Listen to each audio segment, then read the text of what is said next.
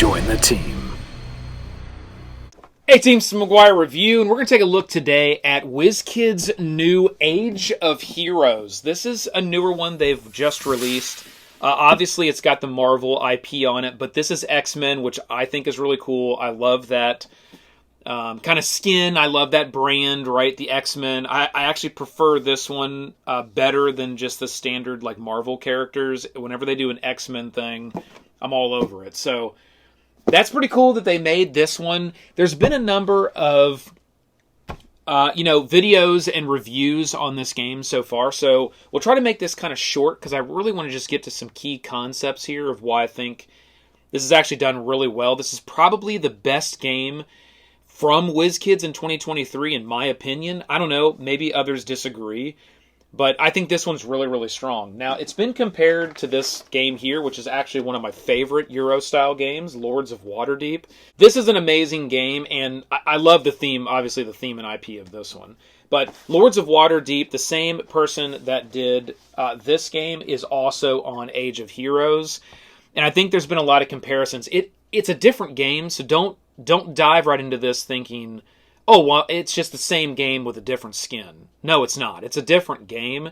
It's conceptually the same from the perspective of when it's your turn, you have a pawn, and you need to put that pawn somewhere on the board, and then wherever you place that pawn is going to give you some type of kind of exclusive ability, or it's going to earn you something that nobody else can get that round because your pawn's already there, because only one pawn can kind of be in a spot at a time. So conceptually, it's the same from that perspective.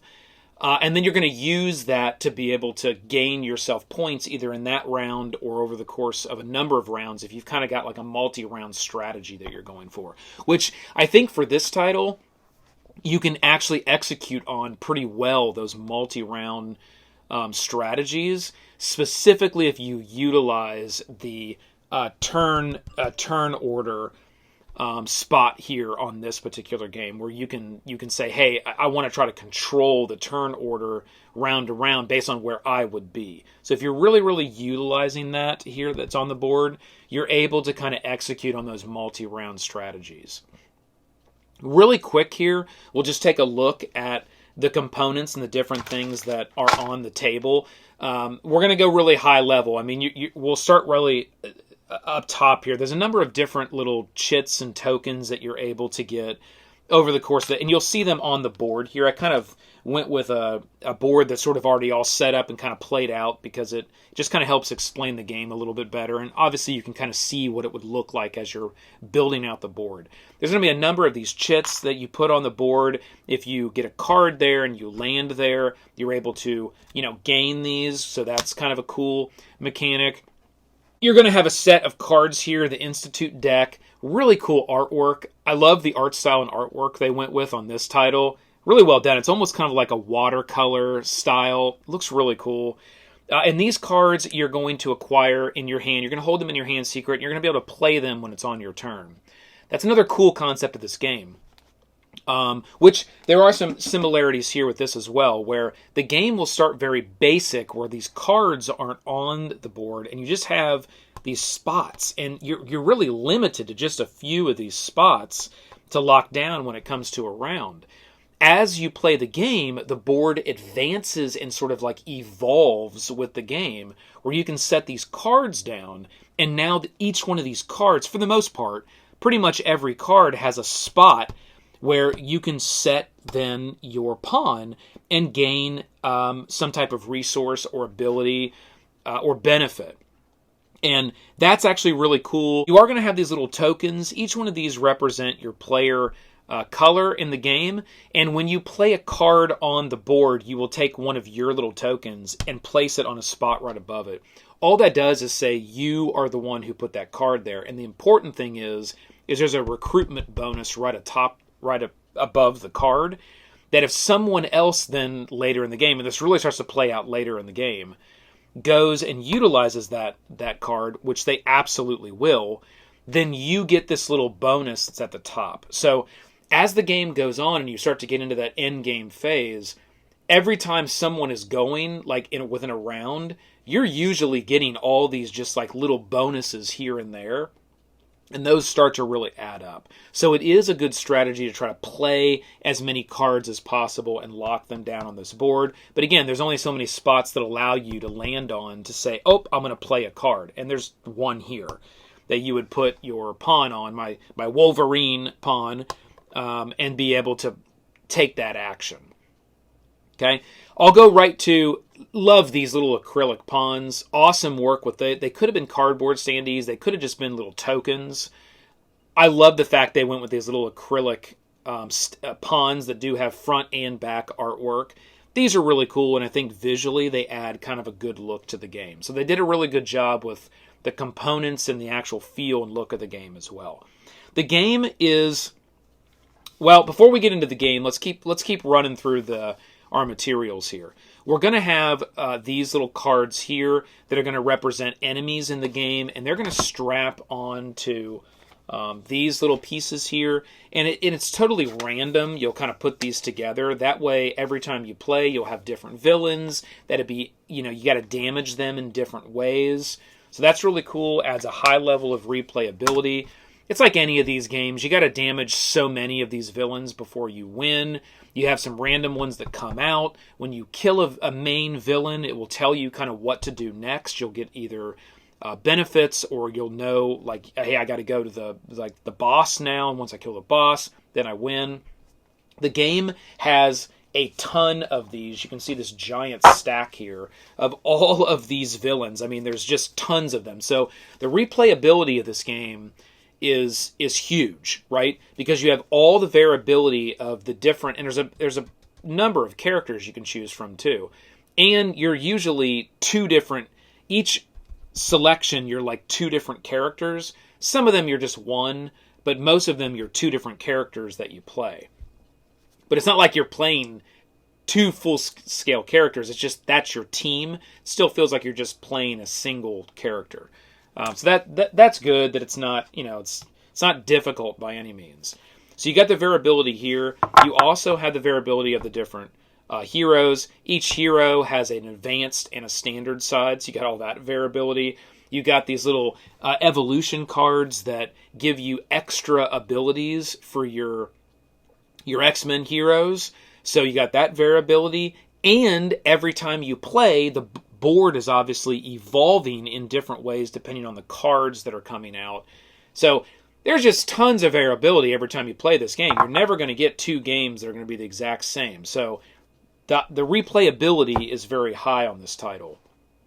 Okay, so we went over that. We went over this. The boards are very simple. You're going to have a spot for your pawns. You're going to be able to pick up these students. They're just more pawns that you can use to set different places if you acquire them within a round. So this can be very powerful if you utilize that mechanic. And then you've also got 3 different abilities here that you just move around based on gaining those resources on the board. And then you use these to actually, get what you need to damage the enemies. That's how simple the game is. The game does play out in kind of 2 phases in a round. You've got the Institute phase here where, it's pretty much all of these areas. We're going to decide where to go. It's all your resource gaining and collection. It's, do you want to lock down for the next round? You go first. Do you want to land somewhere and be able to draw cards? It's those kind of things. You can also select this X-Jet area. What that does is, it goes from top to bottom. So if the first person that gets there, you do get a benefit. But then once you get to phase 2 of a round, it will then go in order of those pawns attacking the enemies. So that's where the X-Jet is going to come in. So phase 1, you're kind of going through, collecting things, setting up your strategy for how you're going to damage the enemy. Then you go into phase 2. That is locked into how you've selected pawns on the X-Jet. You don't have to. Maybe you use all your pawns to gain a bunch of stuff and you don't really go on the mission and go to fight for a round. That's up to you. Then you will go down pawn by pawn and you will place them on the mission cards that are available. You'll place them directly on the enemy in a line that damages the enemy. And all you have to do is just meet the criteria and you do that damage. And then you gain victory points. And that's how you're going to get victory points in this game. There are some cards that will kind of give you victory points on the fly. There are some things where it will say, hey, put victory points on spots, and once you put a card there and then you land there, you immediately get that victory point. And then you're just going to move. That's what this whole area down here is for. You're just going to move your little player token along and give yourself those victory points. Now, you're primarily going to gain those victory points and do damage to bosses and kill bosses when you're in that mission phase of a round. However, there are cards and things that will happen that when you're in the Institute phase, you can go directly to fighting bosses and landing on these cards and gaining victory points, as well as even killing bosses, even when you're in the Institute phase, that first phase. That's not always generally going to happen. It has to be like a card that you get, that you play. It's usually an event that will allow you to do something like that. And you'd have to land on a spot on the board that allows you to play an event card or execute an event. So that's how that's going to work. There is another little area here called the Extraction Zone that you can go to when you're in the mission phase. So let's say you don't want to go and damage, you don't have the proper resources to damage an enemy, fight a boss. You don't have the resources to land on any of these cards and really do anything. You can just go directly to the Extraction Zone or one of these two ally card zones, which is in the Extraction Zone. Just gives you a little bit more option when you get to that mission phase if you don't have the right resources to actually damage anything. And that was a good design. If they wouldn't have added this little part, it would have been kind of odd, and people would have had to just like, well, I can't really do anything, so I'll just skip the mission phase. And this allows them to do something. When you land in the Extraction Zone, there is an unlimited amount of pawns that can be in this spot. It's one of the only spots for that. And then there'll be some things you'll be able to gain here at the bottom. This little token will actually, there's actually a couple of them. It will turn and flip throughout the game based on where your round marker is down here. And every time you get to one of these spots where it just looks different than a number, you're going to do whatever it says. Oh, I got to flip the token, or oh, I got to replace the token. And it just gives you different abilities over the course of the game. Things like, oh, I can just gain one of any resource. I can pay a yellow and then be able to draw 2 cards. So that's beneficial in this phase. And I like the fact that as players, then you can kind of customize what ends up being in these two based on what, it's your actions over the course of the game. You would lay a card down, and it gives you some ability as well.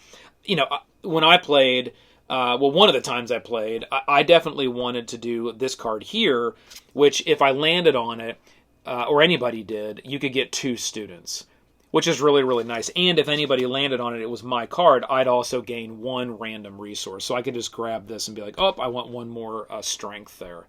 And I'll use that maybe for the next round. The only thing else that's different about these cards is at the very end of a round, once that all plays out and everybody goes through their X-Jets, then any of the cards that look like this, where they have this red here at the bottom, you're going to go around the board and look at all of them, and you're going to kind of play all those out. And they'll just get you more experience points. Like this one says, at the end of a round, score 6 bonus points for each hero you have on a Generation X ally card or a blue mission space card. So any of your pawns that you have sitting down here on these cards and these cards only, and you got to read the cards because they all have different key words. This one says skin. It says ally, and it says Generation X. So if this was my pawn and I had it here, then, I'm on a Generation X card. That's 6 bonus points. Oh, well, I've got 2 people that are on mission cards. Well, there's 6 points, 6 points. Now I got 18 extra points at the end of a round. So you really can rack those points up. Don't be surprised if you end the game with hundreds of points. And that's kind of cool, too, that you gain and you rack up so many points over the course of a game. So that's pretty fun. Okay? That is essentially the game. Again, I mean, there's a bunch of different heroes here. They're all the iconic ones that I think are really cool. I think this game is also going to see some expansions. I don't know if it's going to. I would think they would do that because you could easily expand this game, release little small box expansions where you get more enemies, you get more hero boards, you get more institute cards. I mean, there's lots of ways that you can expand this game. I will also say that this game from a variability perspective, it comes with 3 different primary scenarios. So when you play the game, there is an overarching scenario. One of them is kind of very straightforward, where you just have to kill some enemies, then get to the final boss, and once the final boss is dead, then they're out. And again, those are all random, so they could be different every time you play. The other 2 scenarios do set up a little bit more, it's a little bit more advanced, where there's certain things that you have to achieve over the course of gameplay, and there's certain things, depending on what phase or of the round you're in, it may actually change the game. There's things that will be different about the game as you play, and it's just printed on little cards you'll set down next to the board. So that's really cool as well. It's almost like you get 3 games in one, because each one of the scenarios really changes the way that the game actually operates and is played. Holistically, it's still the same, but there are ways that you execute those mechanics a little bit differently depending on what scenario you play.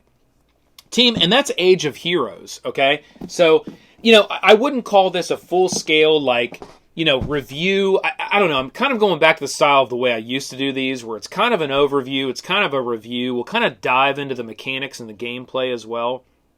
I want to make these a little more tight, a little more short, so you can kind of get as much as you need to be able to make the decision on the purchase. For me, this is a purchase. For me, this is a game that will stay in the collection.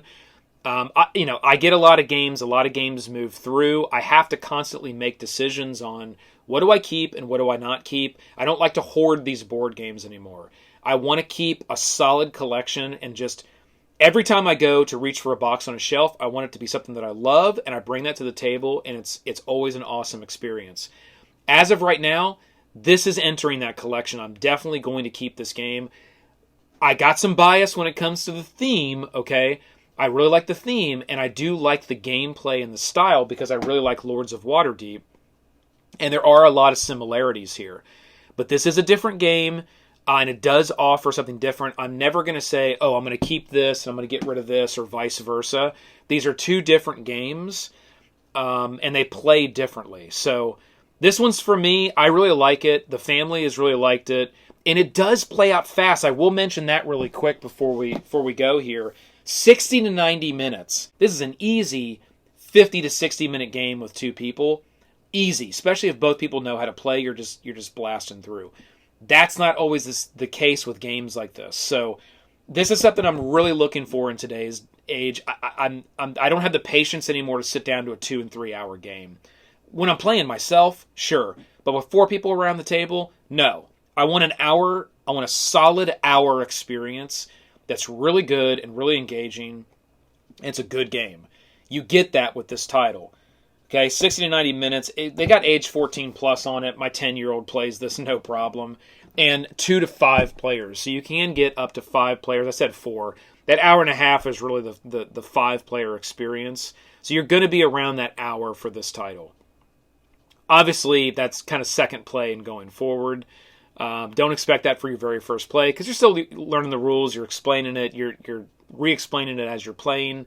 But after a couple rounds of this game, everyone's going to get it. It's a very simple, very straightforward title, and it's designed really, really well. So great job, Wizkids, on this one. And again, I think this is one of their strongest titles so far I've seen in 2023. That is Marvel Age of Heroes. Team, keep rolling them crits. This has been the McGuire Review, and we'll see you next time.